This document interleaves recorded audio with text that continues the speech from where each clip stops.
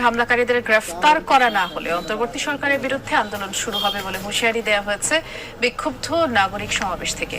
হত্যা চেষ্টার প্রতিবাদে সোমবার কেন্দ্রীয় শহীদ মিনারের সর্বদলীয় সমাবেশে ডাক দিয়েছে ইনকিলাব মঞ্চ। দুপুরে শাহবাগ ইনকিলাব মঞ্চের গণপ্রতিরোধ ও বিক্ষোভ সমাবেশ থেকে এসব ঘোষণা দেন বিভিন্ন রাজনৈতিক দলের নেতৃবৃন্দ, বিশিষ্টজনেরা।